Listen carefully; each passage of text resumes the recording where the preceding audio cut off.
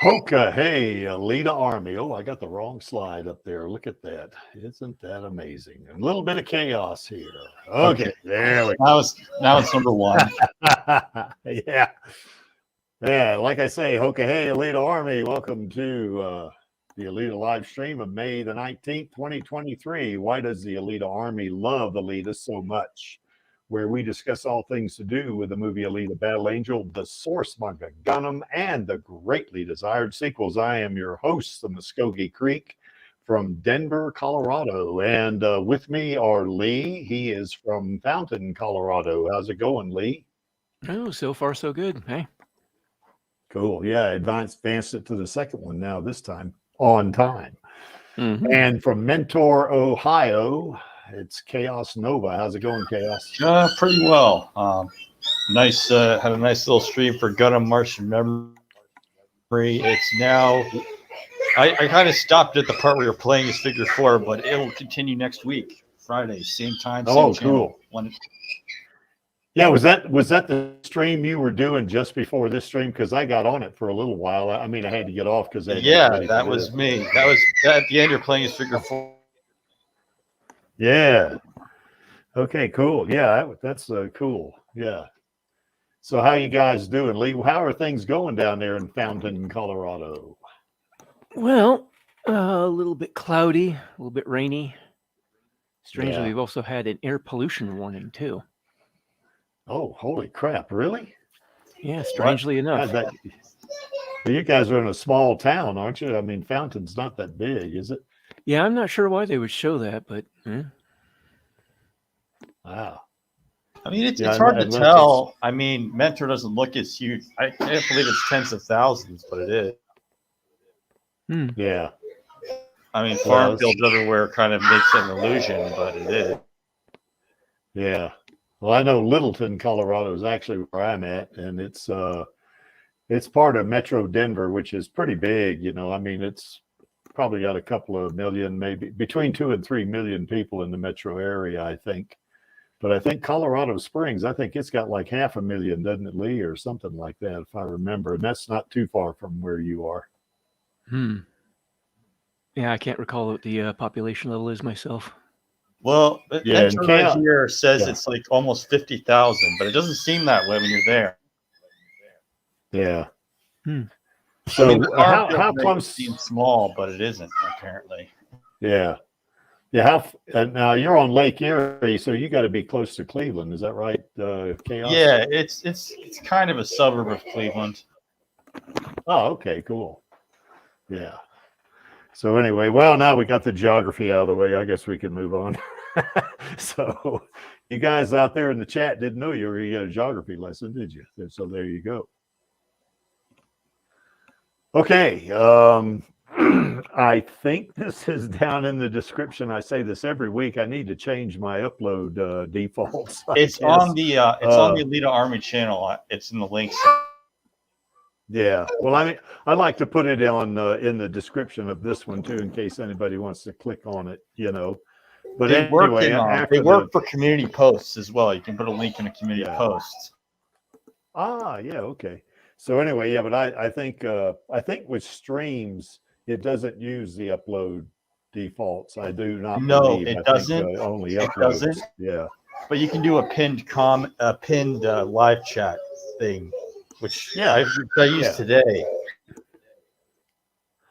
So anyway, but be that as it may, I will put this link down in the description down below. That way, anybody in the future that's actually going to be watching the stream can go down there and click on it and sign the petition if you haven't. Now we've added 22 signatures since last week, so that's a little better than we did week before last. So. Still chugging along. We're moving toward 178,000. So, you know, that's a lot of signatures. I mean, hopefully Disney's going to take notice of that, you know, because that's, like I say, that's more signatures than the Snyder Cut got for their, you know, the Snyder Cut version of the Justice League. So, you know, hopefully. Well, I keep hearing rumblings that they're going to be doing a sequel. So. Or at least there's talks about it, so I guess we'll see. Something's happening, hopefully. I mean, would anyone have a problem understanding that the Snyder versus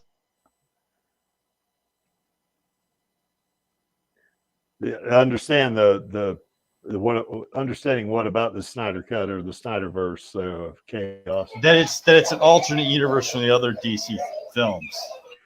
Yeah, it is. Well, some of the shots in the theatrical release, of Justice League and the Snyder Cut version, there are some of the same shots in there, but it's kind of like parallel universes, I guess, isn't it? So if you look at it I'm that just way. saying it's obviously separate from the other Batman that came out with Robert Pattinson. Yeah. And it's going to be separate from the other DC films that are coming up with the new reboot of Superman and the new reboot of Batman and so on. Well, I've heard also you bring up Superman that in the Flash movie that's coming out next month, that Superman is making a cameo in that, but it is not going to be Henry Cavill. It's going to be Nicolas Cage, from what I understand. Because Nicolas Cage, they canceled the film Superman Lives in 1999. That was supposed to be that's right. It was supposed to be the same universe as Tim Burton's Batman that Nicolas Cage was from. Well, you know what? It's funny you mentioned that, because Tim Burton's Batman is going to be in the Flash movie. So it's like they're converging, or that they are intersecting two universes. Superman Lives was meant to be a semi-sequel to Batman Returns. And it was also supposed to be directed by Burton. Yeah. So anyway, well, we'll see how that comes out. So anyway, we're more concerned with Alita here. We want that sequel, but it's kind of interesting to see where that thing's going, So anyway, over 177, almost 178,000 signatures. So if you had not signed the petition, please go to that website. And like I say, I will put the link down in the description. So, you can click on it and sign it if you haven't signed it already. And Avatar: A Way of Water. Now, last week, I think I messed up the number, but that I made sure I got the right number this time. So it's 2.3, almost $2.32 billion in just under 5 months. That is ridiculously high. That is the third highest grossing movie of all time. And what's cool about this, it's James also Cameron, the highest post-pandemic too. Yeah, exactly. Well, for sure. Yeah. But what's neat about it is the top 4 grossing movies of all time, James Cameron has 3 of them. So the guy has he's got some clout in Hollywood, I think, which is another reason we're all excited and think we're going to get that sequel announcement or green light fairly soon. Now, we did get a little, I wouldn't say negative news, because I kind of take anything I hear on the internet with a grain of salt. But there was a rumor running around. It was actually being presented, I guess, by I can't remember. I think World of Real is what it was. It said that Bob Iger, who is the CEO of Disney, told James Cameron, if you want an Alita sequel, you have to direct it. Now, the problem with that, and I got a couple of friends that, would know a little bit about this, that told me that the problem, now they didn't know for sure, but one of them told me that the problem with that is that Bob Iger is not going to pull James Cameron away from the remaining 2 avatars, because Avatar 3 right now is in post. So they, it's not in the can per se, but they're editing it. So, he'll be looking at some of the finished product, say, yeah, that's good. Change this a little bit, take this out, add this in, stuff like that is what they'll be doing on that one. And now in IMDb, it says they are filming 4 and 5, Avatar 4 and 5. Now, I think that's kind of a misnomer. I don't think they're actually filming. I think they've just shot some of the scenes of the kids, because the kids don't need to age too much. Of course, now they're doing this with CGI, obviously, but I guess they wanted, while they had the actors and all that, to stop any kind of or kind of get around any kind of scheduling conflicts that may come up in the future. They shot a lot of the scenes that they are going to have in Avatar 3, Avatar 4 and 5. So there you have it. Now, I think the rumor was that Bob Iger had told Cameron that he was going to direct it, and not he wanted James Cameron to direct it and not Robert Rodriguez. Now, I think that's bullcrap myself, because like I say, Bob Iger is not going to take a guy that's making billions of dollars off of one project for another one just because there's another director that that he wants Cameron to shoot this other film. He's not going. I don't see him doing that. I'm not sure what to think about that one report. But I just don't think that that's what's happening there. I just don't think that Disney would pull Cameron off of one project for another one when one project's not finished, and especially since they've got a good director already. But we'll see. That's the whole thing. And a couple of folks were a little bit negative about it, and I said, well, one of the positives about this is if it's true, if that rumor is true, then at least Bob Iger is open to an Alita sequel. If he said, if you want to shoot a sequel, you have to direct it. Well, that tells me that, hey, he's not against a sequel, So I don't see any negative about it, and I do think that that original story is kind of off a little bit anyway. Anyway, that's my opinion. So any thoughts about the Alita sequel, guys? I'm going to put some of these things you got here. Chaos. Let's see. I think I want to do it like that because you don't need that share thing at the end.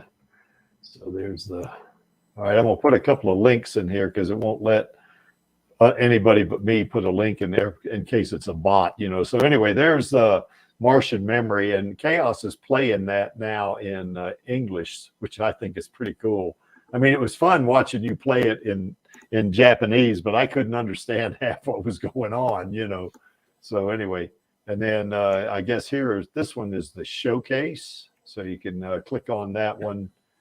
And I guess one more that you got here, Chaos. Okay, that's the new showcase for the summer that he's got coming up. So anyway, any comments about either one of those, Chaos?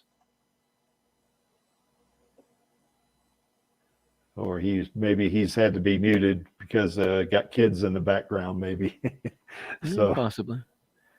Yeah, unfortunately, I don't really have anything to add myself as far as the sequel right now. I mean, aside from what I'd already said with the rumblings here and there of news coming out about there being some talk of it. Sadly, I don't really have any specifics or anything. Mm-hmm.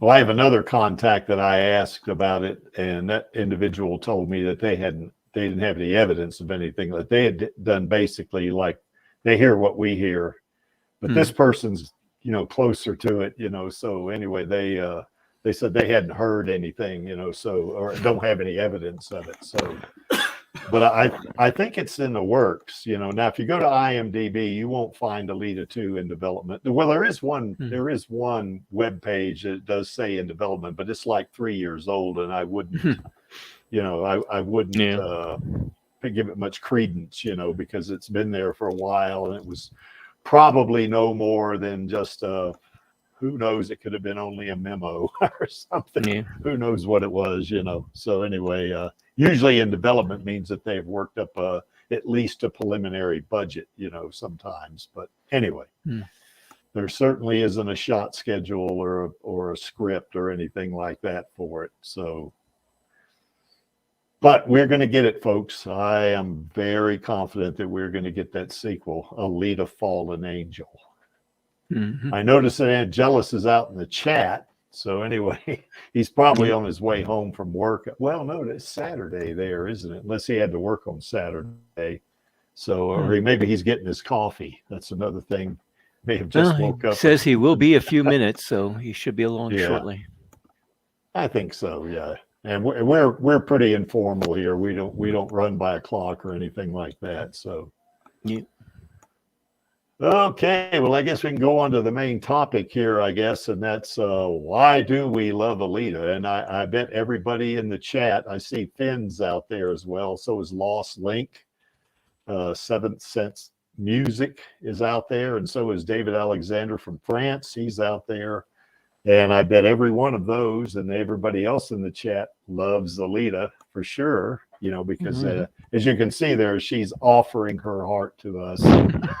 So that's a good thing, But here's some of the things that I came up with that some of the things I like about Alita or love about Alita that determine folks that have been kind of following this live stream for a while know that I really like the fact that Alita has got that determination and perseverance. I mean, she's a very objective oriented individual, as a character. And, once she sets her mind on doing something, it's going to get done.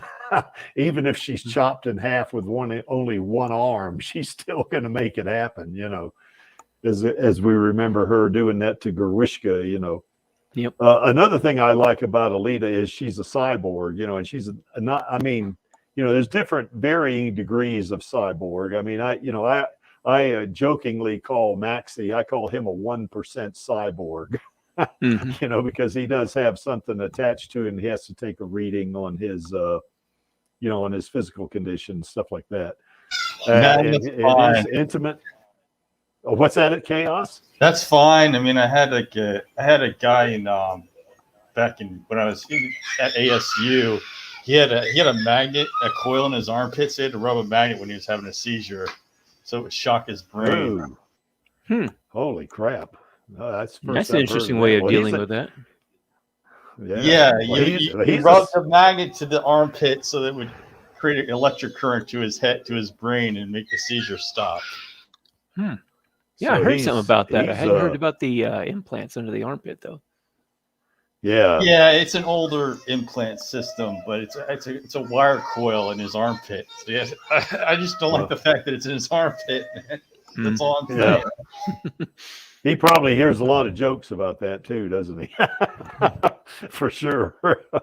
But well, he's a cyborg, and we've had arguments, or not arguments, but discussion of whether Tilly Lockie's a cyborg. I think she is. I mean, granted, her arms are not connected in such a way that, they're not like, wired into her or something like a cyborg like Alita, but it is connected in that it's reading her arm muscles to where she can move her hand, So I think she's a cyborg myself, because she is, the attachments, the prosthetics she has, or the bionics that she has, is part of her, So I think she's a cyborg.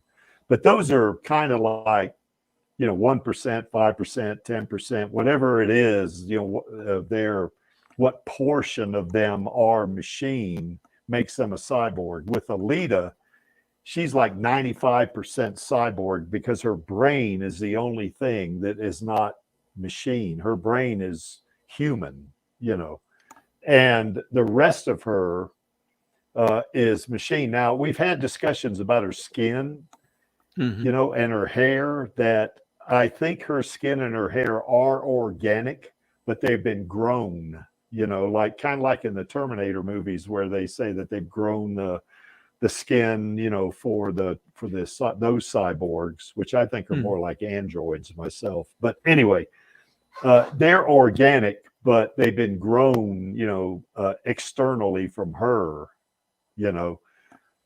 and who knows what material her skin is made of. I mean, it could be a kind of a hybrid, organic plastic, who knows what kind of material, Well, there are any number of science fiction stories about using a biomechanical type material for, synthetic skin and hair. Something that's tougher and more resilient, but looks and feels just like natural skin. But she's what is called a total replacement cyborg. In other words, she is more than half cyborg. Yep. So, you know, I still have the bad habit of thinking of it in terms of full conversion because I play too much Cyberpunk. Uh-oh. Well, and they call total Okay. replacement cyborgs full conversion cyborgs. Or in Ghost in the Shell, it's called a full prosthetic. Oh, yeah. Yeah. That's actually probably a more technically accurate description. Because it is a prosthetic body, basically. Yep. So anyway, that's one of the reasons the Creek likes his niece, is that, in case some of you don't know, that Alita is my niece. At least she's I've adopted her as my niece. At least as far as you're concerned. That's all that matters. Yeah. Now, what she thinks might be another story. Of course, granted, she's a fictional character, so, you know, we just have a little fun with that, you know. Yeah. She's also relatable as a character. I mean, you know, and of course that ties to the next bullet head with human qualities. I mean, you know, she can be sad, you know, she can be mad, she can, you know, she can be injured, although in her berserker body, if she gets injured, it's going to get repaired within like 5 seconds, you know, most injuries. And in the manga, you know, she can even regrow a limb, you know, if it might take a while, but she can regrow a limb, you know, which kind of like kind of like those lizards that get their tails cut off, they can regrow their tail, you know. So, you know, Alita's like that in the manga. Now, we haven't seen that's with enough her movie Imaginos body, isn't it? Where she can just regrow a lost part. That's the Imaginos. Well, no, but remember when remember Queen Lymira in the Mars Chronicles asked her about, she had lost an arm, I guess, in her fight with Erica, I guess. And she said, well, you know, she made note, you know, of Alita losing her arm, and she said, yeah, it's going to take me a few days to regrow it because my power level's down, or something like that, you know. And I don't think she was in an Imaginos body there. She so that's the one that's after all of that. Okay. Yeah, so she can regrow a limb. Now, we don't know about movie Alita because we haven't seen enough, but we will, of course, you know. I would imagine if the limb's not too badly mangled, her berserker body would be able to reattach it at the very least, reforming the connections that were severed. It's kind of like those creatures, or those, I guess you could call them cyborgs or androids, that are in the Terminator series, the T-800, I guess, or T-1000, I guess. T-1000. Yeah, the Terminator, you know. Yeah. What faster? Well, you know, I mean, the a piece of them comes even the off. 800 can heal to an extent, but beyond a certain amount of damage, you just have, you know, it's pretty much just rotten. Like in the first Terminator film, you know, the Terminator told the guy in the hotel to get lost because the guy was smelling him decaying because he was damaged beyond the point of healing from it. Is that a dead cat in there or what?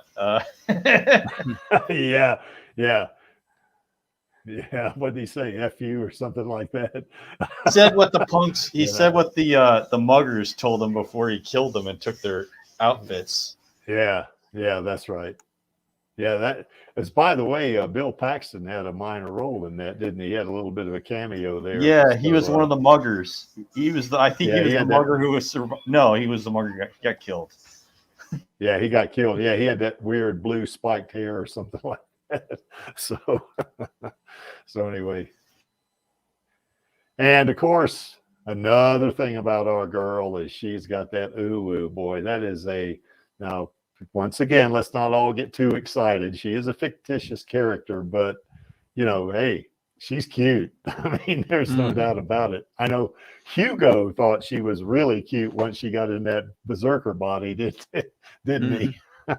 So, yeah, she's, you know, as a character goes, she's pretty. And of course, you know, Rosa Salazar is, you know, the person who acted Alita. She's definitely pretty, you know, so it kind of translates over pretty easy, I think, you know. Yep. So we've often joked and discussed on this, you know, on this stream, that in some cases, you know, Alita might be in a fight with some guy that maybe falls in love with her, and she uses that to her advantage to kill him, you know, something like that, you know. So she's you know, she's quite attractive as a character, you know. And I don't care what these idiots think about her eyes. I think her eyes are pretty myself, you know. So and folks that don't think that, then they can just run south with their opinions as far as that goes, you know. Yep. So anyway, those are the 6 things that I could think of. And of course, relatable can be a pretty big category, you know, but anything that we missed up there, and I've got some other slides coming up behind this. So we the can. weirdest thing is that the story kind of grows beyond being just about her. It's also about the various other characters you see and how Yes. rather how imperfect or how much issues, the kind of issues they have. I mean, Yeah. not even Ito or whoever else is really exempt. No. Well, that's one of the neat things about the manga, you know, is that it doesn't portray these characters in a binary sense. You know, it's not just, you know, purely good against purely evil or whatever. There is good and evil. I'm just saying that these people have a personal struggle that they have to overcome. Yes. And, well, in a way, the spotlight kind of goes on the other characters each with their own little turn throughout the whole story. Oh, for sure, you know. But I also think that all of the characters themselves, they're like human beings themselves. You know, I mean, nobody is absolutely good all the time. You know, like the Superman archetype. You know, I mean, Alita, you know, has superhuman abilities, but she's not a superhero. You know, she's a human who is a cyborg who's just trying to survive in her world, you know, and she meets other people, you know, I mean, that they're trying to do the same thing. So, yeah, she has her own demons she's struggling with. Now that we're all here. Hello, Angelus. Good day, Angelus. Have we gotten to the Uru part yet? Just passed it. Well, we just passed it, but we're gonna devote a whole. No, it's too late. He missed it. He missed out. God damn it. All right, catch you guys later. No, we're gonna go over it. So I guess everybody on this stream knows that Angelus is from Brisbane in Queensland, Australia. So how's it going down under there, Angelus? It is a very Uru day today. Very uwu day, a day that's cute. Oh, I love that. So anyway, Angelus, I know you can see the screen there. That's the 6 points that I could think of off the top of my head, and Chaos and Lee weighed in a little bit. Anything else do you think that I might have missed there?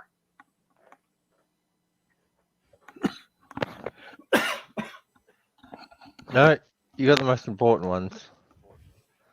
Yeah, I think so. Especially that 6 bullet, right? That's number 1, and then obviously the human qualities being the close second. Yeah, I think so. Yeah. Okay. Now, this is one of the things that Creek really likes about his niece, Alita, is that nothing stops her. You know, nothing's going to stop her. The only way you can absolutely stop her, and even then she came back, was to blow her up with a baby bomb. You know, but then she still came back. So, you know, you can see there she's got one arm. She's been cut in half at the waist, and she still manages to pull that off on Gerwishka, you know, that big hulking, like 3 meter high cyborg. You know, well, I guess he is a cyborg. Lost half her body down to one arm. She still manages to stick it to the enemy. That's right. And the thing about her too is, if you've read the Mars Chronicles and you've read some of the stuff about her military training, is that one of the things that they were trained, these berserkers, or these Künstlers they're called in the manga, is they are trained not to show your enemy any kind of fear or to show any weakness or anything like that. Even if you're on your last breath, don't show them that, you know. And that's, you know, I mean, just think if you were a human being and you were cut in half. Now, us human beings get cut in half. We're goners, you know, but let's just say, you know, you were still alive and you only had one arm, you probably would just give up. You know, probably 90% of humans or more would just give up. Not our girl, boy. She's not going to give up. Yeah. So she stuck it to him, so to speak, you know, and rammed her hand in his eye, you know, and that's this is my favorite scene in the whole movie right here. You know, where she does that, you know, there's this big, you know, 9-foot plus monster that's hulking over her, and he's cut her in half and he's laughing and shit like that. And then she's, you know, springs into action. And then after doing that, she says, "Fuck your mercy." Mm-hmm. Holy cow. I fell in love with this character right there on that scene, right there, you know. So anyway, any comments about her, Alita's determination and perseverance, you guys? Yeah, I think you showcased it pretty well there. Yeah. What do you think, Angelus? Spot on, mate. Yeah, the creek talks too much. Sorry about that. Oh, I just feel it's one of those situations where it's like, I'm probably going to die anyway, so just might as well give it to him before I die. Yeah, well, that was probably her thought, you know. And there's a lot of in the manga. There's a lot. Well, not I don't. Yeah, probably a lot of it is, some of it is this extreme, but there's when she fights Zapan, you know, she is pretty much in the same shape, isn't she? I mean, in that case, she cuts herself in half just so she can. Yeah, she ends up trapped under a piece of building or something like that, and has to cut herself in half to get herself untrapped. Well, yeah, that's right. Japan wouldn't pick her up and eat her. That's why. Yeah. Of course, I don't know about eating metal. You know, that might be. Well, he was some tough. kind of nanotech construct that he was going to. It was her brain body, and as long as the pan kept consuming material, which could include building like metal, concrete, and so on, he could keep growing. Yeah, that would include organic material too, wouldn't it? So I know in the manga, he ate the dog. He ate the cyber dogs, and he created his own fire dogs, like replicates of them. Yeah, he eventually I know in the plasma dogs. That's crazy. Yeah, it is. Well, I know in the manga, Makaku, you know, was kind of he would get people and eat their brains. You know, so you know, they didn't do that in the movie. I would have had a hard time keeping that PG. But the reason why Zapan got so huge is he ate the hunter warriors in the bar, and the dogs, and he ate the bar, and he ate the clinic. That's a lot. Well, he kind of destroyed half of Iron City too, didn't he? Yeah, about a quarter. There was the north. I believe it was northeast that he destroyed a lot of, not all of it, but quite a bit of it. Yeah, that's right. But he could literally consume all sorts of inorganic material that keep growing himself with the berserker body. So anyway, with Alita in that one, just kind of like in this scene right here, you know, where she has a building has fallen on her and she's trapped. She has to cut herself in half to get out. You know, she is so driven like that she is willing to cut herself in half just so she can get a shot of that collapse around into Zapan. You know, I think part of her training was the I guess belief, if that's one word, that was drilled into each of the Künstlers, is as long as you're still breathing, you can keep fighting. Yeah, that's some pretty severe training there. Plus, she was in special ops too. She, you know, being in the Mauser school, you know, she got that. extra Panzerkunst training, I guess. So, you know, that's yeah, she was a cream of the crop in terms of being a soldier, you know. I mean, she was we don't get that. I mean, we see a couple of flashbacks, you know, in the movie, but you don't get a sense of just how good she was as a soldier, except maybe on the moon, because she was actually fighting those Earth soldiers. Well, in the without a sequel, we'll weapon, probably get you a little know. bit more of a taste of that, probably both Yeah. through current timeline as well as flashbacks. Yeah. Maybe even see a little bit more So of anyway. the Earth-Mars war. Yeah, and in the manga, he was, and I get not the manga, in the novelization, when Gerwishka was after her, she kind of, I think, accepted that she was going to die, but she kept saying, come on, get closer so I can get my last shot at you, or something like that. I mean, that's pretty determined right there to take somebody out, you know, even though you're severely injured, you know. I mean, you still, you know, come on, you know, yeah, you get your ass over here and let me get my last shot at you. Well, like I said, it So seems anyway. to go back to that whole training thing that they did, where as long as you're breathing, you can keep fighting. Mm-hmm. Yeah, I would like to see that in the sequel too. Some of that training she was getting, especially as special ops. I want to see her, you know, get that, you know, some of her Panzerkunst training too. That'd be pretty cool, I think. And no, Angelus, I have not read Volume 8 of Mars Chronicles yet. Damn it. Disappointed, and you call yourself an Alita. Yeah, that's right. Calling myself an Alita Army member, and I haven't read Volume 8 yet. So, damn it. No, you still read more of Mars Chronicles than I have. I can't even afford any of it anyway. Do you have like a tip jar or something? I drop a little bit to you can save for it. Oh no, I don't have anything like that. Thanks, though. Well, if we knew your birthday, you could put it in a DM someplace or send it to me. And oh, my birthday was last month. I could do. It was tribute too. Yeah, we could do a GoFundMe. You know. Oh, I appreciate it, but that's okay. Well, you can get it too. I think Mars Chronicles on various websites. Is it on that website? That's the thing. It is. But I just want to buy it. I did actually. I mean, it was actually one of those websites I actually got to finally read the entire series up through Last Order.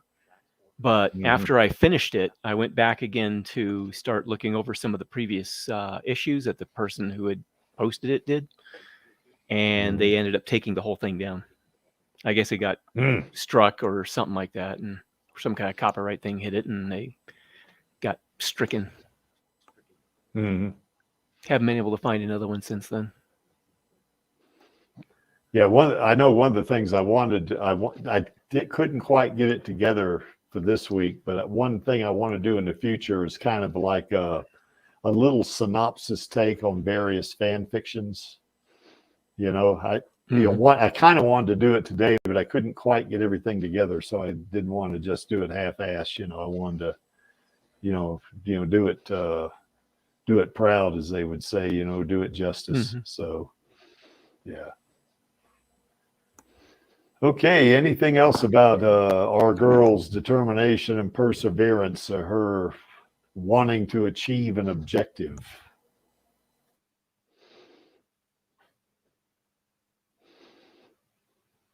Cool. No. Yeah, she's a cyborg, all right. So the thing about her is that, you know, being a cyborg, she's certainly much, much stronger than any human being. You know, we've done streams in the past. I know I've done a couple of videos on this that have tried to estimate, you know, what her strength and speed is, and her fighting ability and that kind of thing. She is like quantum kind of like, you know, quantum, not quantum, but orders of magnitude better or stronger and faster than a human being. I know in the movie, I calculated her average speed in terms of running at 125 miles an hour, but that's way short of what she does in the manga in her berserker body. In the berserker body, I think she can run like Mach 6.8, which is ridiculously fast, you know. Yeah, that's anime And levels of performance. yes, it is. Which And I think, you know, anybody probably is Yeah, a go ahead. good it's a good thing that the Cameron decided not to go quite that far out with it in the a live action movie. I mean, something like that I think would Yeah, work well, really well for like an animated or something, but not really for a live action. You want to be a little more grounded, I think. Well, yeah, I think so. Unless you want to turn it into some kind of superhero movie, and like we say, she's not a superhero. You know, she's just a person trying to get by No, like the she's rest a of us. hero. You know. It's okay. She's a hero. Just because you're flawed doesn't Well, mean she's you're not well. flawed. Well, what I mean is, okay, I'll say she's not the superhero archetype like you see in Marvel movies. Yeah, or she has DC, no like code against Superman. killing. Yeah, that's right. She's It kind of depends. Some people like Daredevil choose not to save somebody. well, she definitely. Well, I think she's a hero. I mean, she wants to do the right thing for sure, you know, and she does have superhuman abilities, you know. But I was talking about her archetype, you know. I mean, she's not like Not like Superman. Batman or She- Superman, Well, where she's I refusing mean, to kill. yeah, but I would say, you know, in Marvel, and at least in Marvel comics, people like Spider-Man or like Peter Parker as Spider-Man, even though he's a hero, he's pretty flawed. Or at least he has he is. relatable struggles in his everyday, like, oh, I need to get to class on time. That kind of issue. Yeah, that's right. And the thing about her is that, and I've said this on other streams, she can go sideways on you. That's for sure. I mean, you know, if you piss her off or she perceives you as a threat, would be the biggest thing, I guess, not just pissing her off, you know, but I mean, you know, she can take you out, you know, I mean, pretty fast. I mean, you think about that fight she had with Gerwishka in Vector's office. I mean, once Gerwishka attacked her, you know, it took her all of 10 seconds to get rid of him. And he is huge. This guy is huge. And he had those grind cutters and that didn't matter. 10 seconds later, he was split in half, you know, I mean, and if she can do that to a big cyborg like that, I mean, a human being, a meat boy or a meat girl is not going to have much of a chance against her, you know. Yeah. You know, but she is, I think basically she's good. Now she has her moments like us, like human beings, because she is human, you know, but I think she's basically good, but she is a cyborg. You know, she has inherent or innate physical and psychological processes that are not exactly like us as normal humans have, you know. So yeah, if she perceives you as a threat, you know, you're pretty much done, you know. You're not gonna get away from her because she can outrun you. You're not gonna be able to fight her because she's faster than you and she knows how to fight better than you. The only way you'd not be able to survive is just convince her you're not a threat, you know, is the only way you'd do it. So anyway, thoughts about this, guys? Well, it's like you said. I mean, there were some people that you sure tried to save their life and she could have killed that person. Yeah. Yeah. Lee, you were saying? I'm afraid I lost track of what I was going to say, though. Oh. Yeah, she's mostly machine, isn't she? I mean, she's 5% human, 95% machine. Yeah, I think so. I can't remember if a portion of her spinal cord is also what part of the meat part that's left, but definitely her original organic brain still there. Everything else is synthetic. At least Oh, according you to what I've mean, seen in the stories. yeah, you mean that, when you say the organic or whatever portion of her spine, that would be internal, because if you saw her spine when Ito was holding her up, Well, that's why I said it spinal looked, cord, not spine, yeah, because the yeah, spinal that's cord right. is the bundle of nerves that runs through the vertebrae. It And had to be at least intimately connected. from Yeah. what I saw on the scans in the movie, what they showed in the monitors, it looked like there was a portion of the spinal cord that was still organic, because it was showing up just like the brain. Ah, okay. I hadn't thought of that. Yeah. Yeah, I'll Or have to at look least for there's that. something that makes it connect to the brain. I mean, Yeah. Yeah. Well, that's the thing. Connecting to the brain wouldn't be too I mean, when I think about it, it's kind of like, why would you have a portion of the spinal cord anyway? Because all you have to do is put some sort of a module at the base of the brain where the Yeah. spinal cord begins, and then just have all of the artificial nerves connect through that, some sort of a junction, as it were. Well, her being a cyborg, I think, in my mind, she is much more powerful in her berserker body. Now, her Imaginos body is another story, completely. But in her berserker body, I think she's even more powerful than the Terminators, because she's got that plasma weapon. Now, there was one of those Terminators, I think it was the T-2000, was it? TX. The TX, that's right. Yeah. Funny thing is, the TX also cut herself in half too in the third movie. Yeah. But that was just to chase her target after the door got dropped on her. Yeah, that's right. But I think though she's even more powerful than, say, the TX. And the reason why I say that is because she can run faster than the TX. And certainly she has a plasma weapon. I think the TX's plasma weapon was mainly a plasma cannon, wasn't it? I mean, she could shoot. She did until the older 800 model broke her arm so that it didn't work anymore. Yeah, that's right. But the thing that was the worst about the TX was that she could essentially take remote control of various computers and technology, such as the fire trucks and police cars, or the Terminator itself. Kind of like Cyborg is in the DCU too, also, right? Because he can Victor Stone. He can do it. He can do that. And I think she's more powerful than him, although he can fly, so that might give him an advantage. But I think Victor is pretty tough. I mean, he's with the Justice League level, and all of those guys like Superman, Aquaman, and so on are pretty tough guys themselves. Yeah.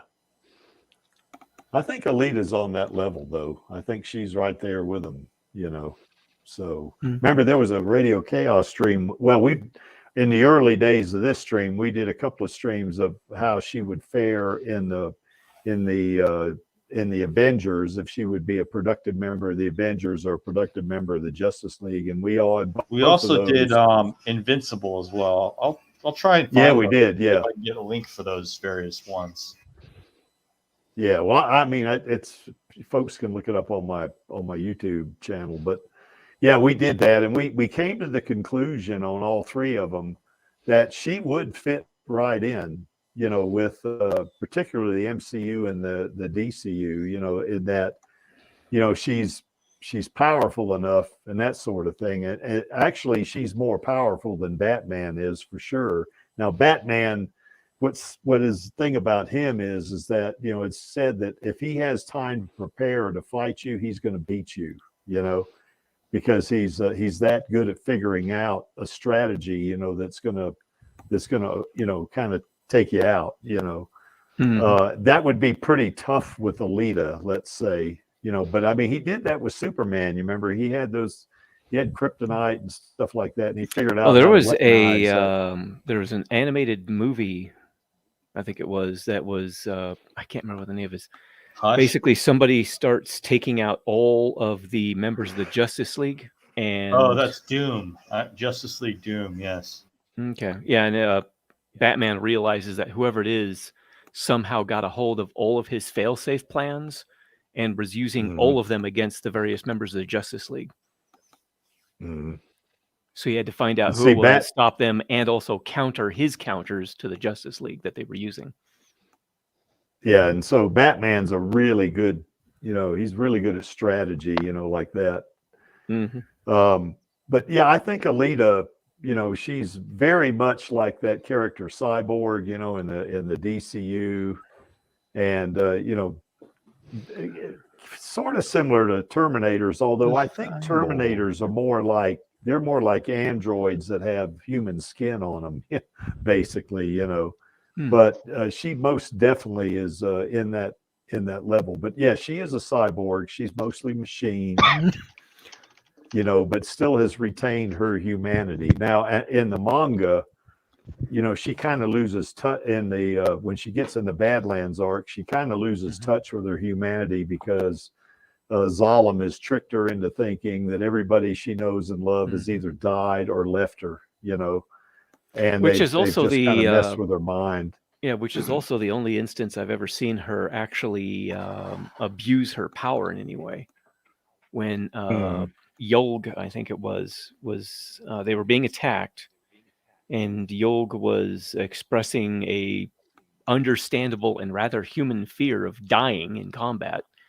She goes ballistic and pistol whips him. And then Figure 4 gets on her. Yeah. Telling her that Yolg has a family, he has kids and stuff like that. I think that was a place where he said he likes to fight more. That was that exact scene. Yeah. But I hate wars and I hate the girls that fight in them, and that kind of got her attention, because I think she was starting to develop feelings for him at that point, So, so she regains her humanity when she meets Figure 4, So that's pretty cool. Hopefully, if they, not hopefully, they will. The Creek thinks we're going to get at least 3 movies, especially when the second one does really well. I think it's going to say, okay, we made over $1 billion on this one. Let's go for another one, So I just hope I'm not 118 years old when they do it. Yeah.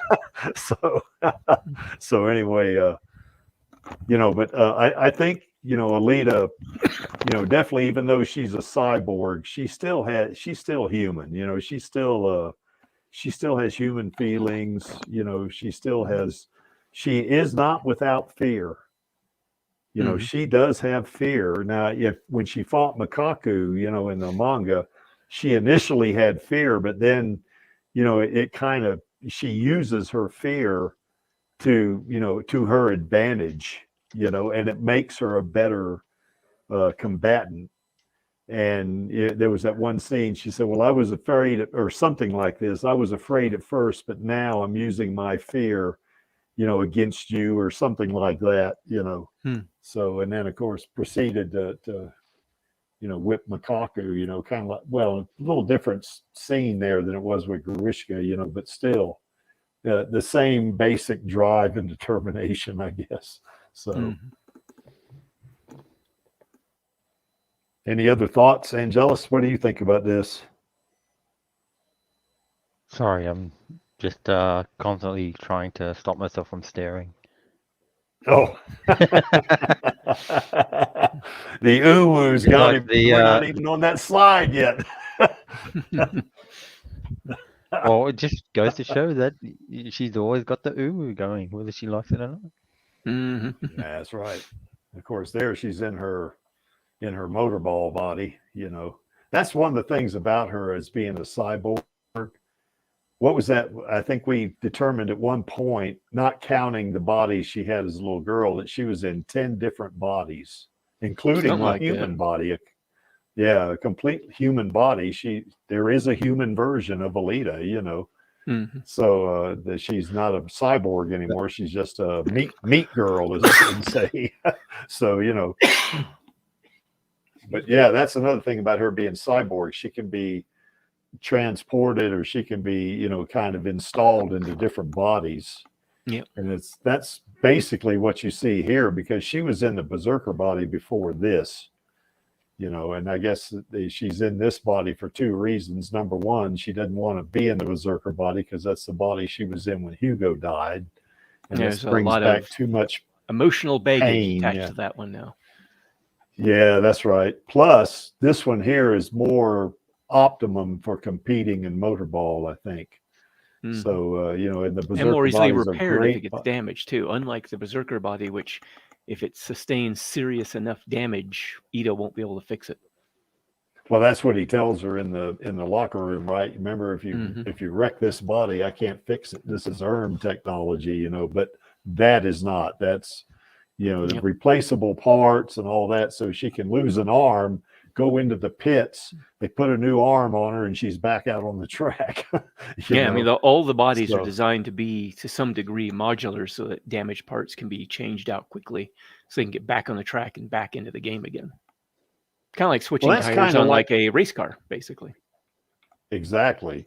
Well, it's kind of like that, you know, in that one scene where Kanuba shoots the grind cutters through Ajikutty, you Mhm. know, and you know, he's all hacked to bits. I mean, he's in a more disarray in pieces than Alita was when she fought Garishka, but yet the next night he's back, he's in the Kansas bar, Mhm. you know, like nothing happened, you know.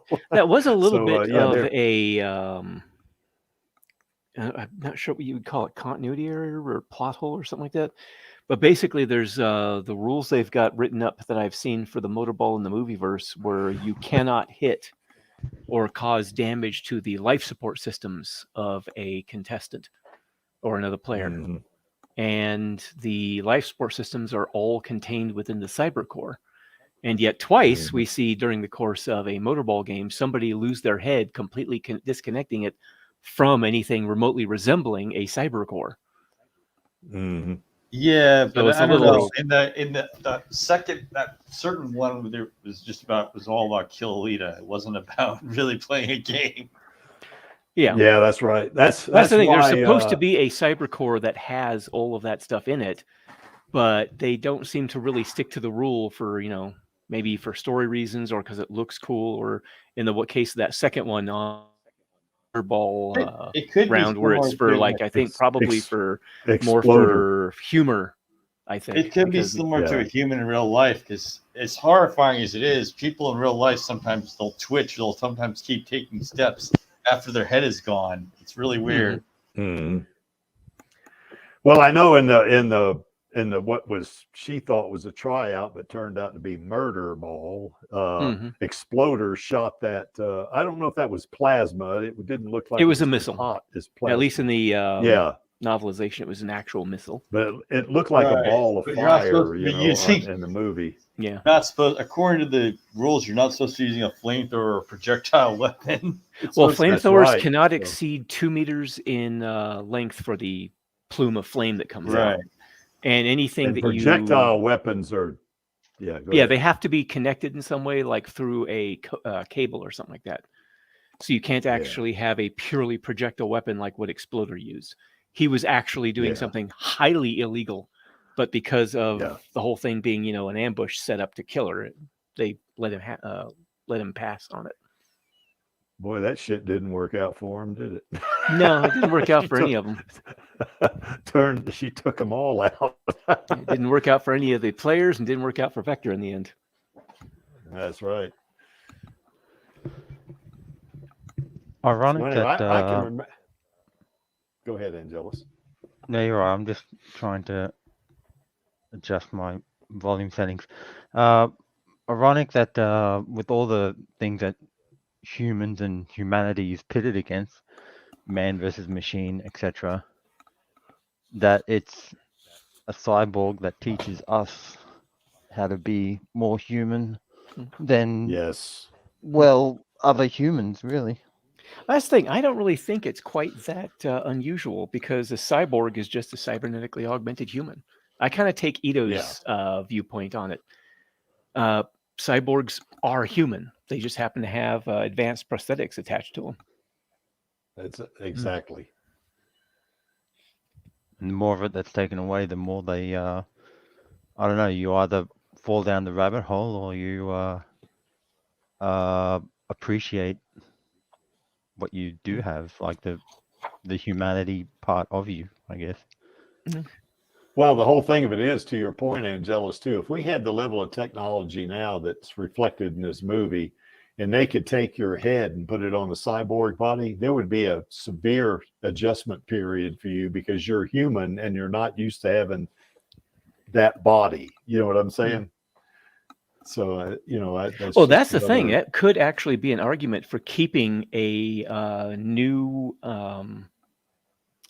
somebody who's got a newly acquired cybernetic body, for keeping the body sort of like underperforming, keeping it within the realms of the body that they had to allow them to get more used to it.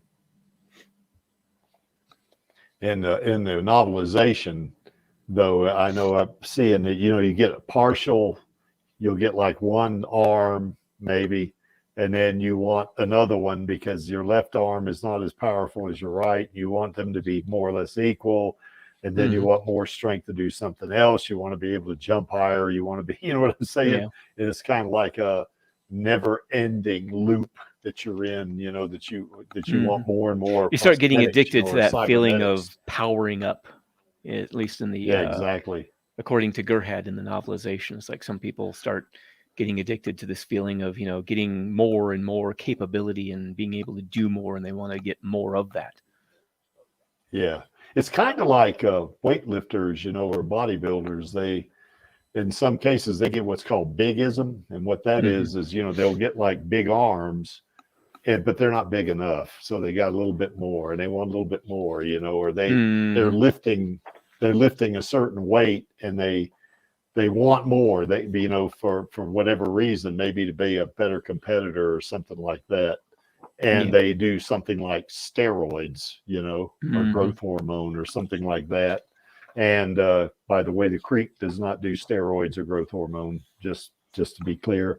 But, some do, they do, and it's kind of dangerous. You could, it could kill you. It'd mess up your pancreas, mess up your liver and all that stuff. But you get this strength and you get addicted to being able to say, curl 150 pounds. First, you could only curl 100, or something like that, and it just keeps, it's just a loop. You just keep doing it, So anyway. Okay. Anything else about her being a cyborg? And as Angelus would note, a very cute cyborg. Yeah. Okay. Any thoughts, guys? Any more?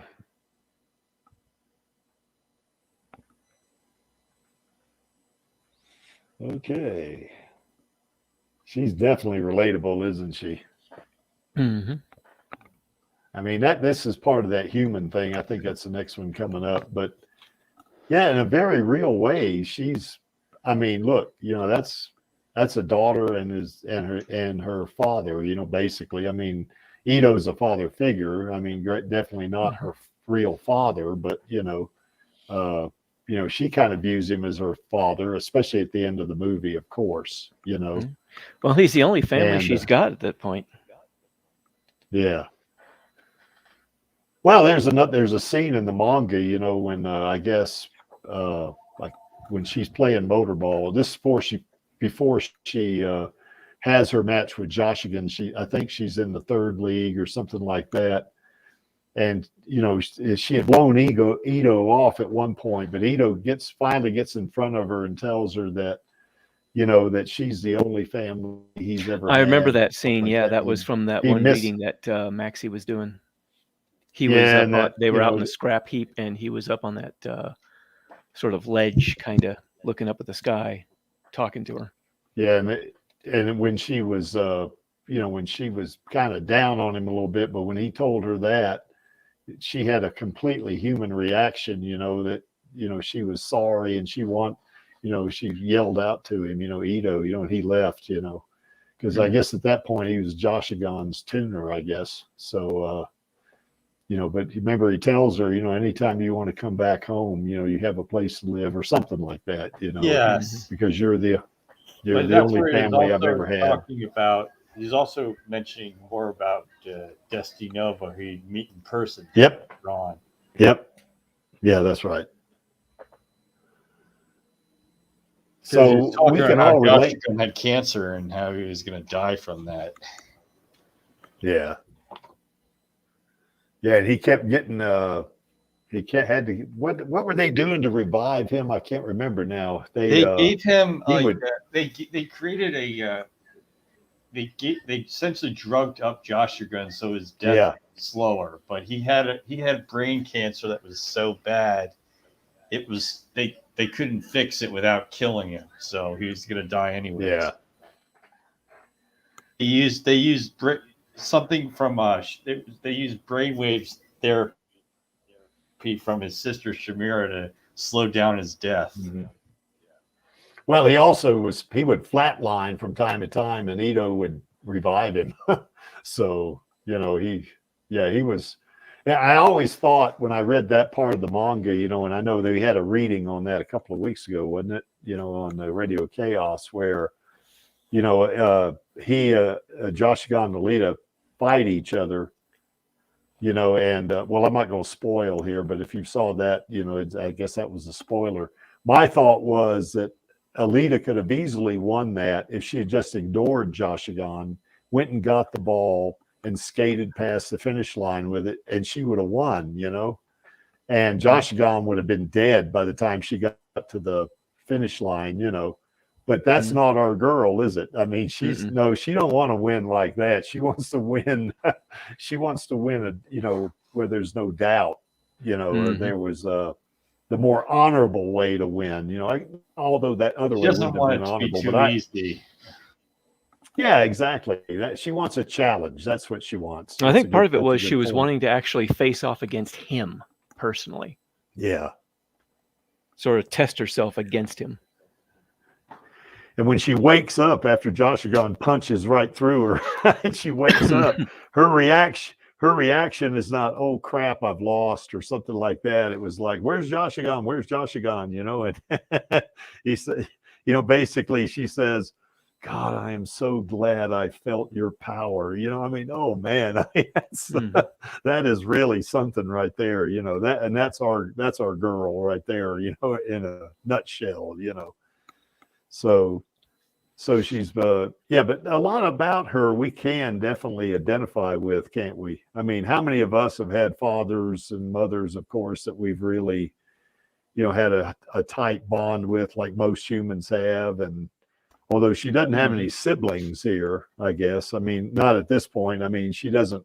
At this point, she's forgotten all about Erica. To her, she doesn't have a sister, although Erica technically is not her sister, but is the closest thing to a sister she can have, I guess. So any more thoughts about this one, guys?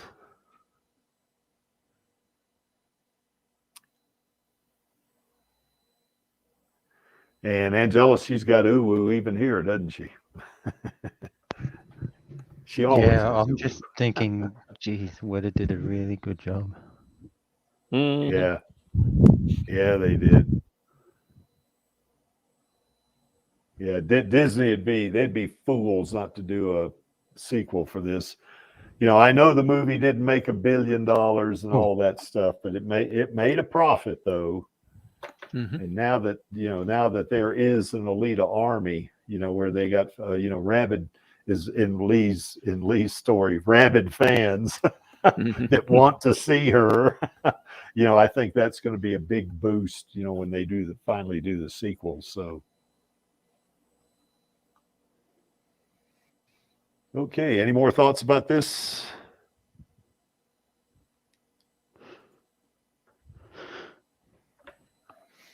Oh yeah. She definitely has human qualities, doesn't she? Well, she's a human. I mean, Yeah. Yeah, she might be 95% machine, but her brain is a human. She's definitely got a mind and all that stuff. 99? Oh, Well, Maxie corrected me because I said 99 one time. And he said, no, your brain is roughly 5% of your body weight. Yeah, the brain is a well, bit more okay. than more of the human body than just 1%, Yeah. unless you're certain Disney execs. But anyway,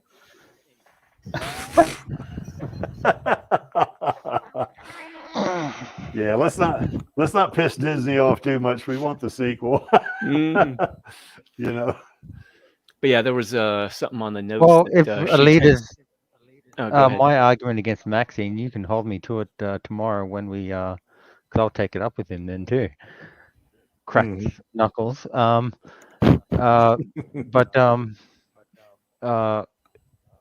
in a meat bag human being, it might be 5%, but Alita is more heavier. Yes. I mean, it's like, oh, you're heavy. Oh, The- because you're a cyborg. So it's 99% damn it. I'm right, he's wrong. Mm. Well, I always thought Hugo was a wimp in that scene. I mean, Hugo he probably lifts doesn't her lift. up. First of all, he pulls her up. Oh, you're heavy. You know, I say, you dumbass. You don't say that to a girl. You know. Of course, she didn't seem to mind, I guess. But you know, he picked, oh, you're heavy. I went, you weakling. You know, that was kind of my reaction. I don't recall exactly what it was, but I said, really?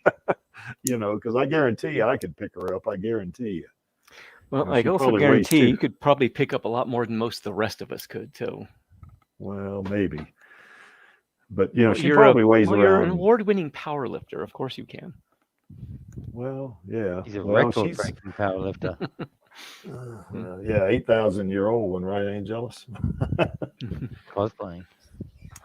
Yeah. Well, I don't know about cosplaying now, Angelus. Haven't never done that. So anyway, the closest are you cosplaying as a powerlifter or cosplaying as a hunter warrior? No, I'm just kidding. Well, the closest I ever come to cosplay was, I remember when I was living down in Florida in Pensacola, we had a Halloween party at my house, and a friend of mine lent me a Darth Vader helmet, and I had like a black, cape and stuff like that, and I kind of dressed up as Darth Vader, you know. That's as close as I've come to cosplaying, but it was a costume party is what it was, you know. Yeah. So I think we've all dressed up in costumes at one point, which is really what cosplay is, I guess. So yeah. So yeah, our girl has definitely got human qualities. She can feel love. She can be mad, you know, she can, as a matter of fact, yeah, that's right. Actually, you know what, Mandatory Carry, you're not far off there, because when I was in DOD, I had worked with some Army guys a lot of times. So yeah, I never was in the military though. I wouldn't be in the infantry, but I worked with a lot of Army guys and a lot of Marines, you know, in my DOD career anyway. So anyway, but that's a good catch there, Carrie. So yeah.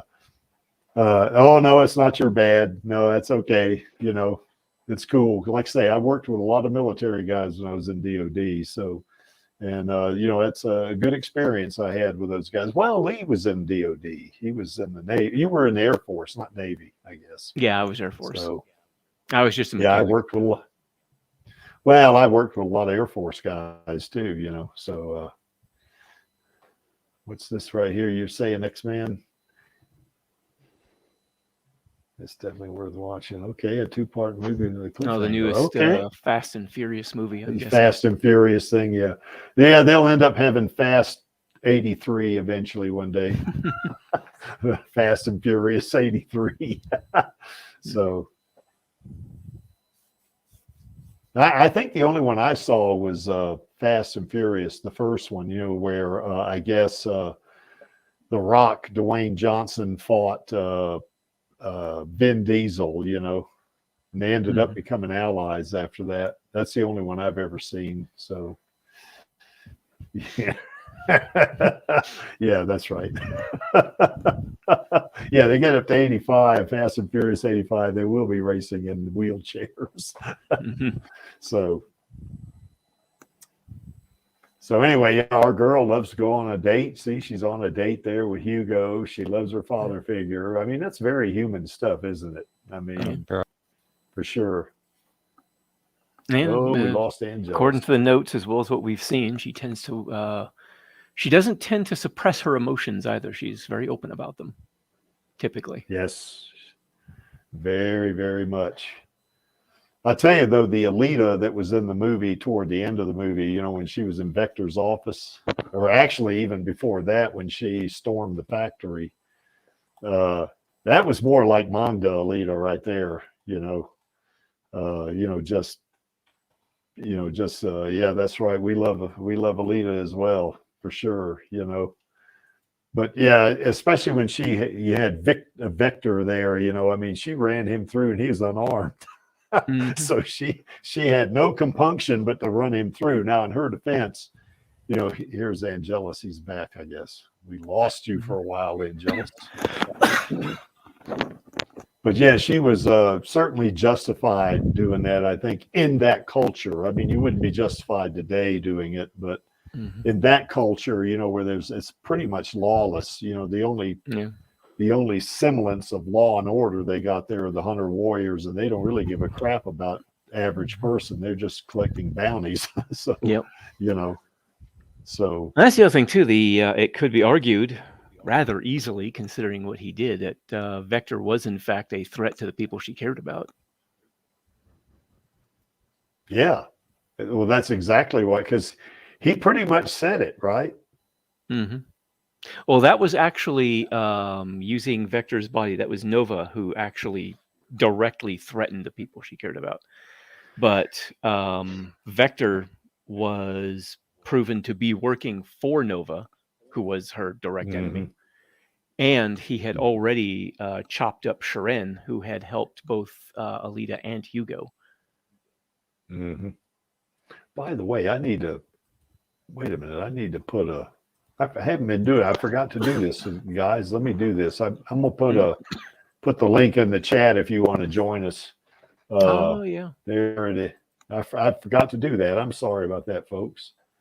So if you want to jump on here and join us and tell us why you love Alita, and of course, Jeff had a good point here. We love Alita because she's not the archetype goody two shoes, always doing the right thing or whatever. Well, she wants to do the right thing, but she's not perfect.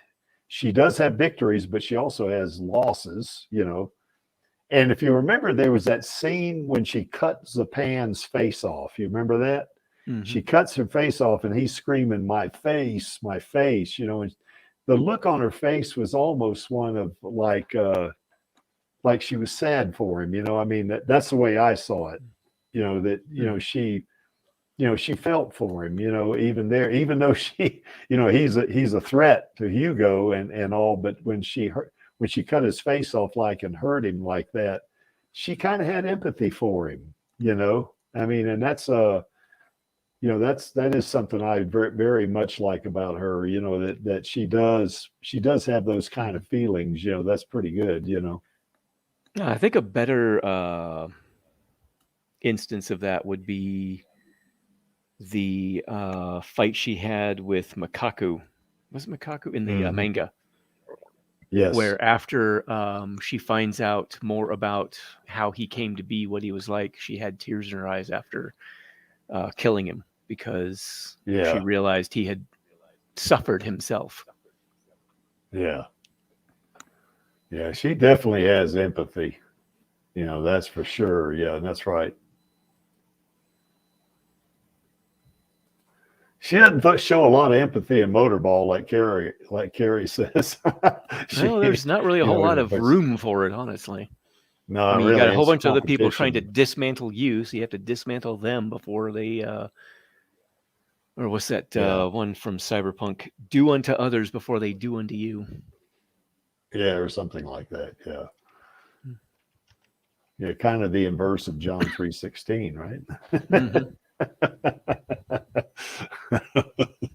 Yeah, like for that, yeah. sure. You know, yeah. I'm not a Bible scholar, folks, so don't take that to the bank.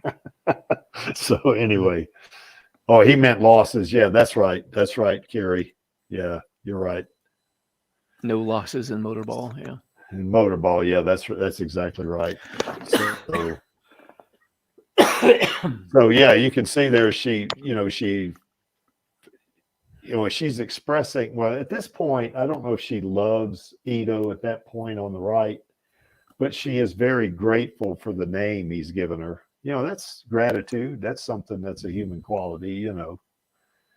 And of course, she loves to have fun. Humans like to have fun, most of us anyway. So she's on a date with Hugo there. So, I mean, hey. So, of course, her Uncle Crink thinks she can do a lot better than Hugo. But anyway, there you have Well, I it. think a lot of us agree So, with you. yeah, that's right. I will say this about Hugo, though. My feelings, I mean, when I first saw the movie and I saw it again 2 nights later, I didn't like him. I said, "You little shit." I mean, Yeah. here you are, you tried to get her killed and all that stuff like that. But, I mean, he did come around at the end, and he was good to her mostly, so I said, Well, the movie version okay. especially, even more so than Yeah. any of the other versions. I mean, he Yeah, the truly manga did fall version. in love with her. The manga versions, they just sort of, it was mostly her holding on to him. But in the Yeah. movie, it ended up being a two-way street. He ended up falling for her Eventually. and Yeah, gave that's up, right. and at the end was willing to give up Zalem for her. Well, in the manga, Hugo was actually a little shit, is what I think he Yes, was. that's why I was saying the So, movie version much more so than any other version of him. yeah. The manga version, it was kind of like after he died, I pretty much forgot him. Yeah, I did too. Yeah, I didn't. Yeah. Well, we got that one out of the way. That was my thought. So, but yeah, she very much has human qualities. And even though she is a total replacement cyborg, or as Lee would say, a total conversion cyborg, she's very, very human. I think she would be a really good friend too. I think I'm reading Lee's. Oh, easily, yeah. Yeah, I'm reading Lee's fan fiction right now, and she's developing a friendship for his main character named Jason, and you get the feeling that she really does care about Jason, I mean, as a friend anyway. Well, I was trying to portray her empathy. I mean, it's not just for Jason, it's also that Gerhard and Ito are trying to care for this guy who's ended up with some severe problems, and they're working as much as they can within the limits of what they've got. Ito, I mean, as she expresses to Ito at one point, I'm not sure if you're at that point, but basically, it's like Ito and Gerhard are stretching themselves thin trying to do all this to help all these people. So she feels sort of compelled to do a little bit of what she can to try to help them out, help these other people out. Yeah. Yeah. As a matter of fact, she says that in that chapter 12, doesn't she? She says, "Hey, I can help you guys out. You are stretched thin," or something like that. Okay. Yeah. Well, my thought was, though, I do, well, and this is my interpretation. Of course, each reader interprets a story different, but my feeling is they are starting to develop a friendship, because there was that one scene, I think it was in chapter 8 or 9 or what, right in there somewhere, where she's trying to figure out something about him, because he's very unusual to them. First of all, he's invisible to the scanners. That's kind of a weird thing for them. But I think she really wants to figure out how he views himself or something. But I got the feeling she really started listening to him when he was telling her about his experience in the military and that kind of stuff. And she told him a little bit about motorball and stuff like that. and it was kind of like I sensed a mutual interest in each other, so which is kind of at the beginning of a friendship, I think, So anyway, that was just my opinion. So anyway, but I think Alita would be a good friend, certainly if she cared for you, and you were under threat. I mean, well, as far as she's my gonna be a story real goes, it good was friend. also part of it was the reason that Jason ended up in there, in the clinic. Yeah. He ended up in there because he stood up to someone very dangerous on behalf of a complete stranger, trying to protect someone he didn't even know, and ends up getting himself nearly killed for it. Yeah, and she says, "Why would you do that?" Something like that. And he explained. Well, she was to her, asking that mainly because it's like, I mean, she was trying to understand. Nobody else. Who else in Iron City can you think of that would do something like that? Yeah, exactly. So anyway, that's another issue there. So yeah, I think she's mostly human. I think in spirit, is what. Oh, what she's she completely is, human in spirit. Yeah. What do you think there, Angelus or Chaos? I think sometimes the line in terms of the mentality gets blurred both ways a lot of times in the manga. Yeah. I mean, there's a character, I'm not going to spoil much, but he's very, very brilliant in terms of strategizing things and guiding Alita through stuff, through a tactical situation. And on the other hand, there's other people who are, very much think like people. And, maybe they don't process data or have this super tactical outlook, but maybe they have this thought of, okay, well, that's just really wrong. And that's just really just inhuman. Like, say, Queen Lamera on Mars, she's, I'm not going to say it's not a bad thing about her, but she has a very traditional outlook, and she doesn't want to live forever. I can respect that, even when it's so cool that everyone else gets the Methuselah enhancement. A lot of the Zalamites. Well, yeah, or at least the most important above ones. Zalem, the Catharians, the Zalamites get turned into baby food. It's disgusting. Yeah, that's right. Yeah, it is. Yeah, it is pretty disgusting. Yeah, it is. These babies in Zalem are being grown with dead bodies turned into gelatin being pumped through their umbilical cords. Yeah, God Almighty. Yeah, that was a mental image I could have done without when I read that. So.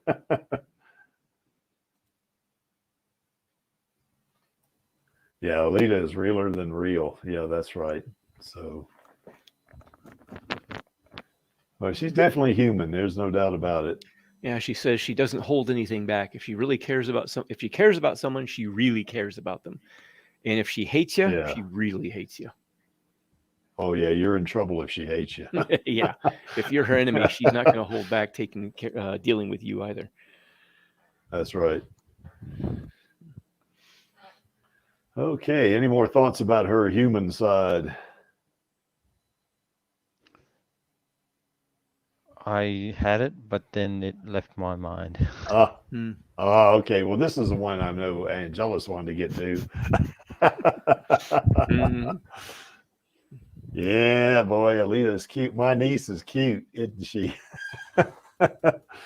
That scene where Hugo picks her up, and she looks at him and she kind of, does her hair, or something like that. The look on his face. She looks down a little shyly, kind of. Yeah, and I like it when he looked at her, now he could have been kind of like stunned by her eyes. He could have been, I guess that's possible. I've read that somewhere, but, he just kind of looks at her like, holy crap, she's good looking. Something like that, So, when he helps her up, from when she, saved that little dog, from the Centurion, so feel like she's definitely again. That's right. Shit, I might go watch it again after this, maybe. Yep. So Actually, I've got to help my mum with a few things, and then I'll watch Alita again on Yeah, Disney Plus exactly. just to get those views up. Yes. Yeah, I got, my TV is, I can't get, certainly I don't have a VPN on my TV, but I could do it here. I could do it on my computer, but, I guess I could connect to I guess, a point of presence there in Australia and watch it, couldn't I?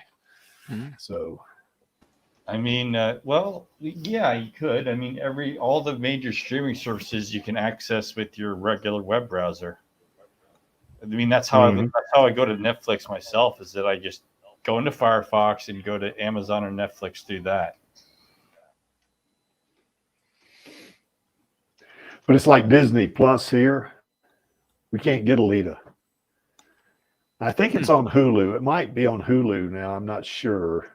I think it is on. I think it could. I think it. She is on Hulu this month. I think.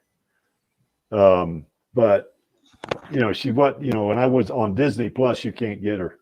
I mean, they got more. You can get all the Marvel you want. You can get all of that stuff.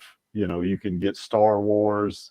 You can get that, but you can't get Alita. So on Disney Plus. So. Which it kind of makes me wonder why that is,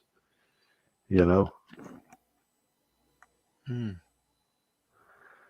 So anyway, Angelus, you're the uwu expert here. What's your thoughts on Alita's uwu?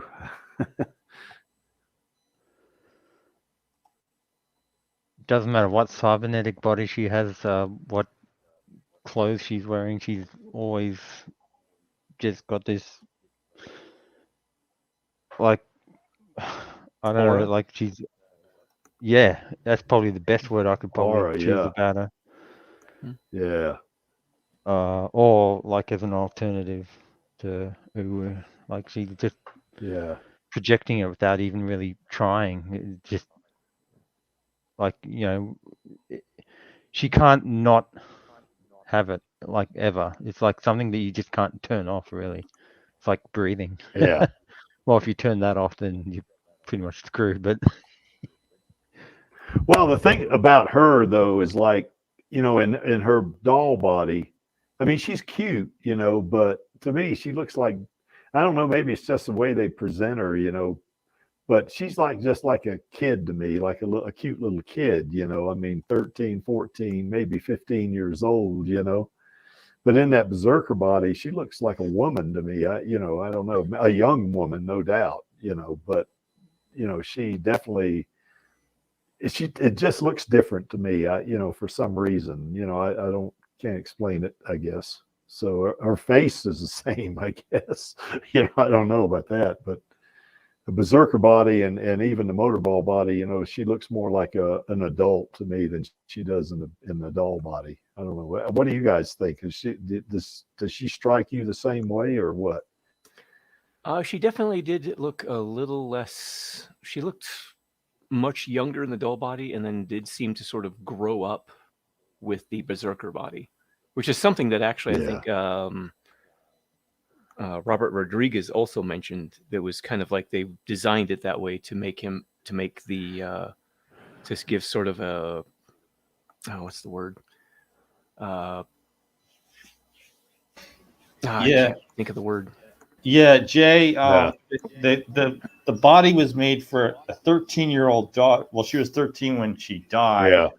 And that was 5 years Yeah. ago, according to Sharon. So it would be around 18 if the Yeah. original daughter didn't die.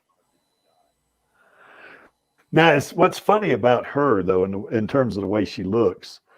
Yeah, she looks like someone in their early to mid teens in her berserker in her doll body for sure, but in that berserker body, yeah, she kind of looks like she's maybe 18, maybe or something, maybe 19. But I got to me when she was on the supply tube with Hugo, when she was trying to get him to come back down.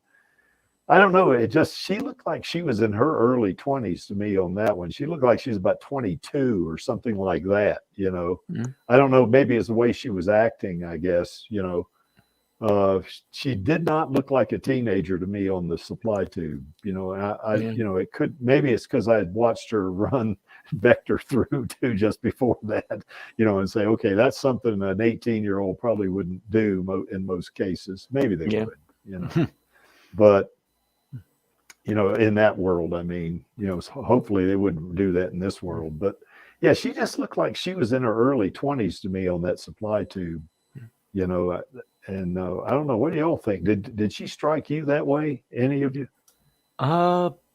She struck me probably around 20 or so. I mean, she did seem more mature. I think Yes. how somebody presents themselves, the maturity level they present, can have an impact on how old that they'll seem to an outside observer. Oh, holy crap! When you say maturity level and presentation, God, I guess I'm back in my 20s. Because you know, well, I'm mature, I guess. But anyway, think young. You think young. Unfortunately, Yeah, I think I have to get going. Well, see you later, Lee. Yeah. All right, Lee. Yeah, well, I'm glad you joined us, bud. I'm glad to be here. You guys have fun. Yeah. See ya. All righty. Well, this next to the Bye. last.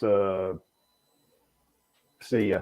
Next to the last content here. Any more thoughts about Alita's Uwu there, Angelus? I can't believe you don't have any more thoughts about it. Oh, Are I'm you still, staring at it? yeah, I'm still busy. Lost in thought. Yes, that's my excuse. No, I mean Yeah. it's like what I've always said. The adaptation is the holy trinity that was needed because as I keep on telling my story, like I knew of the anime, I knew of the manga, but it like the circle wasn't complete until well, I had to use a Zelda reference, even though I'm playing the new game now. The Triforce wasn't complete until the live action adaptation came along and So you're basically playing. made it come full circle. So you're playing Zelda now. I mean, like I Well, that always game. have been, sort of thing. But Oh, okay. but yeah, like Well, they might be making a Zelda movie if Super Mario Brothers did so well. It might happen. like Yeah. it's always been like Alita's always been there, obviously, like since the '90s, and like she's always had that feel. She's never changed. But like the way that I feel now, obviously that's something that's always been there. It's not Mhm. something it can be in like, but it's the exception and not the norm, sort of thing. At least that's my opinion. Yeah. And uh, like I said, I've seen the anime a few times. I knew there was a manga, but I was never compelled to go beyond the reactions that I had back then. But like when this movie comes along, like Yeah. how does it invoke that sort of reaction? And obviously this is like at the very core of our main topic, like why do we love Alita so much? And it's, at least for me, it's just hard to, I guess, put into words. It's more action. Yeah, like I said, it's the movie, like 2019, that like they completed that holy trinity sort of thing, the Triforce, the triangle of anime, manga, and live action. Yeah. And that's like three Well, different mediums too. Like you've got the printed media, yeah. you've got the animation or cartoon, and then you've got the live action Well, aspect. Kishiro drew her for the Uwu, didn't he? I mean, Oh certainly. yeah. Yeah, And he there was no did. Well, shortage of like, I mean, in that article that we brought up last week, there was no shortage of like cyberpunk heroines back at the time. Obviously, yeah. Motoko being one of the main ones, and Yeah. it's just it blows me away that she just has such an endearing and everlasting quality about her. Yeah. Well, I know in terms of Uwu with Alita, watching the movie, not the manga or the anime, but watching the movie, to me, it's like when she's in that doll body, she's cute, but cute in kind of a almost like maybe just a little bit more than little girl way, But in that berserker body, to me, she's pretty, I mean, because she looks like an adult, as a character, So I think in the movie, it's like her uwu evolves or something like that. And I think they did that on purpose because they even made her a little taller, didn't they, in the berserker body, I think. Because in the doll body, she was small, and then the berserker body, she was maybe 3 or 4 inches taller or something like that, I guess. At least I think I saw that on an interview one time where they did that on purpose, the way they, the way they shot it, the way they did the CGI, I guess. Any more on the uwu? No. Other than to say she's got it. Yeah, baby, she's got it. Yeah, that's right. Sorry, had to break into song after that one. That's right. That's right. Carrie says, get up. Are you ready? Yeah, we're ready for that damn sequel, Carrie. We definitely are. So, okay, what else about her? I mean, she's certainly all that. Carrie, I kind of like her in the berserker body better than the doll body. I mean, she's great in any body, but I mean, the berserker body, because it's more powerful. That's the main reason I like it. Now, in terms of all the bodies, I like that Imaginos 2.1 body the best because that's the most powerful. But anyway.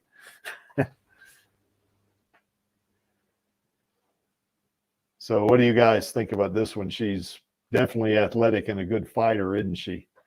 And as we stated a while ago, she does have superhuman qualities. I mean, abilities.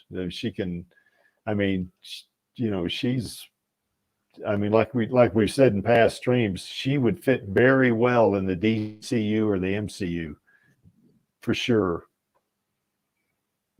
She's definitely friendly. I mean, if you remember from the street motorball thing, when she happens on it, then of course she sees Hugo and all that, and she puts the skates on. She skates. She says hi to everybody. She's smiling. She wants to be friendly with everybody. Of course, Tanji kind of messed that up. And then he got his comeuppance. One of the things about her that I really like, though, that she does have a dark side. She can go sideways on you if you kind of piss her off or she perceives you as a threat. I mean, you're in big trouble if she perceives you as a threat. Because she is a cyborg. And you can see she's in 3 different bodies there on the illustration. The doll body in the upper right there, the lower right, she's in the berserker body, of course, and then in that one in the middle, she's to the left of those 2, she's in the Imaginos body. So she's, in any one of those bodies, she can have a dark side. There's no doubt about it. So what do you guys think about these? Is there any other quality that maybe we need to talk about?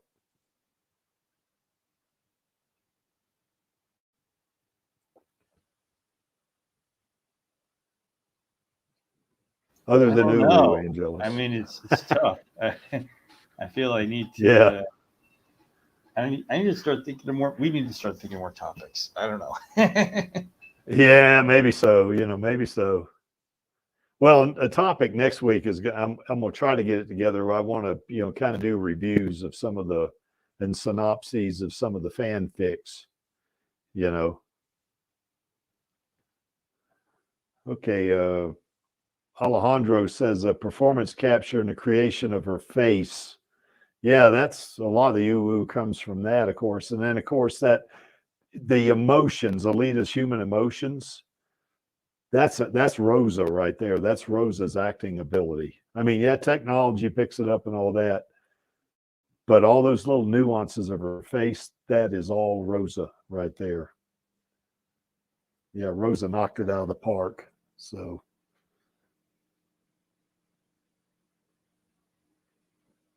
any other thoughts, guys? Did we miss anything?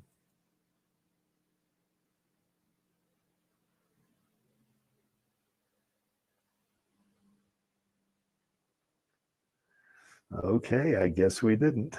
So anyway, yeah, we'll wrap it up pretty quick here. As you see on that center panel right there, Alita loves her Uncle Creek. And that's because he wants a sequel, and so do all of us want a sequel. We definitely do. So, yes, that's right, Alejandro. Rosa brings Alita to life. Sure does. And she's got Uwu in all three of those pictures too, doesn't she, Angelus? Yep. Manga, anime, live action. The holy You got it. trinity. Well, I think the one on the right is mostly that's just the artwork. Oh, that's I think. sort of manga as well. Yeah, it But is. it's got that Yeah, it is. thing, animated feel to it. Yeah. Probably because it's in color, but Yeah, Adrian, we've had a good. Looks like somebody's got your PFP there, Chaos. Not quite. Yeah, a quite little look different. like it. A little. He doesn't have Yeah, a sunglasses. little different.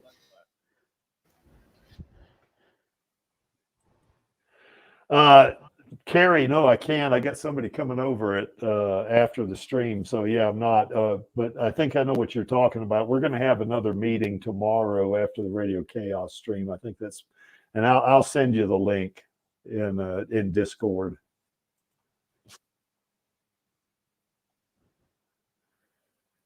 Okay, I guess if we didn't miss anything, this is our queen right here, Rosa. And you know, of course, her and these two ladies right here, they brought Alita and Screwhead to light to life, you know, and you know, Rosa's top notch in my book, that's for sure. You know, and of course, you know, Elle Lamont and Jesse Fisher, man, they did a great job on Screwhead. You know, that was yeah, that was epic. You know, all three of these roles, you know, and of course, as I say every week, it doesn't hurt that these ladies are pretty. You know, they're good actresses, and of course, Jesse's a stunt person, but you know, I mean, they're all pretty in my book, so we'll just leave it at that. You know, so. Okay, Angelus, are you going to be the host tomorrow? I know I haven't looked at the show notes. I don't know if you've done them yet or not. But are you the host tomorrow, or is Maxie? Or have you decided? I mean, I can be if Maxie's being wiped. So it's just Yeah, basically he gets that sort wifed of a lot these situation. days. He's been getting wifed frequently, hasn't he? Mm. So essentially, if Maxie's being wiped, then I'll be hosting. Yeah. So anyway, it's going to be a similar top. Now it's going to be different than our topic today, but we're going to, you know, we even asked the chat, you know, because I'm going to be the stream manager tomorrow.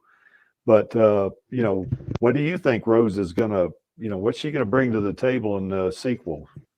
You know, that's kind of what we're going to be asking.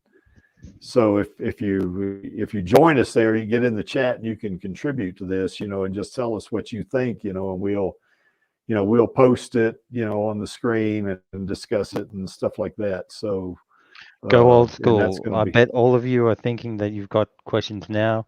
Get a pen, get a paper, write it down, join us tomorrow, and then you bet. type it in live chat.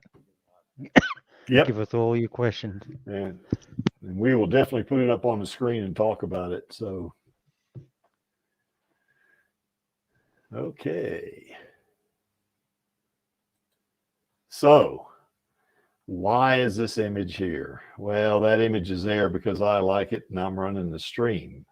And to paraphrase Gorishka, I'm only here for our girl. If you remember that line, he said, I'm only here for the girl. Well, we, the Alita Army. We're all only here for our girl. So there you have it. And that just leaves us one last thing to do, and that's going to, of course, be the call to action. Yeah, that's right, Carrie, because the creek said so. Yeah, that's right. So anyway, in terms of, why is that image there anyway, at least. So on my count of three, I guess we'll do the call to action. And that's going to be 1, 2, 3. Film those sequels, baby. Sequels, baby. All right, we'll see you tomorrow on Radio Chaos and next week on the Alita Livestream. Later.